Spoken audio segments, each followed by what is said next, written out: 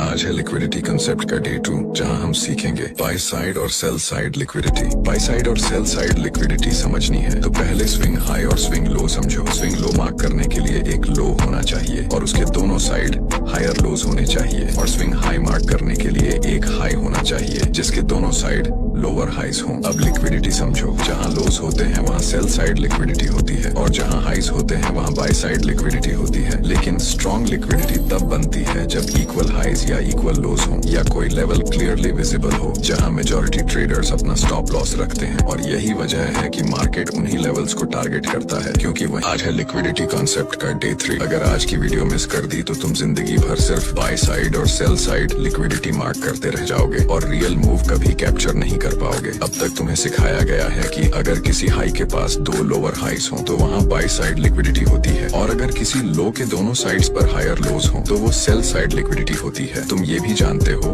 कि मार्केट एक साइड की लिक्विडिटी ग्रैब करता है और उसके बाद रियल मूव देता है। ये सब सही है, लेकिन एक प्रॉब्लम है। छोटे टाइम फ्रेम पर तुम्हें हर घंटे में 2 से 3 बाय साइड और सेल साइड लिक्विडिटी दिखाई देगी। तो क्या हर लिक्विडिटी मार्क करनी चाहिए? बिल्कुल नहीं। तुम्हें सिर्फ 3 टाइम फ्रेम्स पर लिक्विडिटी मार्क करनी है। पहला, प्रीवियस वीक का हाई और लो मार्क करो। दूसरा, प्रीवियस डे का हाई और लो मार्क करो। एंड तीसरा, क्योंकि न्यूयॉर्क सेशन में ज्यादातर डिस्ट्रीब्यूशन देखने को मिलता है, इसलिए एशियन और लंदन सेशन का भी हाई और लो मार्क करो। ये 3 लेवल्स तुम्हें रियल मूव कैप्चर करने में हेल्प करें। हर है लिक्विडिटी कॉन्सेप्ट का डे 4, जहां हम सीखेंगे ड्रॉन लिक्विडिटी। ड्रॉन लिक्विडिटी समझने से पहले तीनों सेशंस की टाइमिंग और बिहेवियर क्लियर होना चाहिए, वरना लिक्विडिटी पर आने वाले रियल मूव्स इस जन्म में कैप्चर नहीं कर पाओगे। पहला है एशियन सेशन, जो सुबह 5:30 से दोपहर 2:30 तक होता है। इस सेशन में मार्केट ज्यादातर रेंज बाउंड रहता है और वॉलेटिलिटी कम रहती है। दूसरा है लंदन सेशन, जो दोपहर 12:30 से रात 9:30 तक रहता है। यहाँ से मार्केट में रियल मूवमेंट शुरू होती है, लिक्विडिटी इंक्रीज होती है और स्ट्रॉन्ग ट्रेंड्स डेवलप होते हैं। तीसरा, न्यूयॉर्क सेशन, जो शाम के 6:30 से सुबह के 3:30 तक चलता है। इसे हम 2 पार्ट्स में डिवाइड करते हैं। न्यूयॉर्क AM सेशन ये सबसे इम्पोर्टेंट फेज होता है, क्योंकि ये लंदन सेशन के साथ ओवरलैप करता है और इसी टाइम पर रियल मूव्स, एक्सपेंशन और डिस्ट्रीब्यूशन देखने को मिलता है। दूसरा है न्यूयॉर्क PM सेशन, जहां लंदन क्लोज के बाद मार्केट स्लो हो जाता है और रात 2 AM के बाद ज्यादातर कंसोलिडेशन होती है, और यही कंसोलिडेशन एशियन सेशन में कंटिन्यू होती है।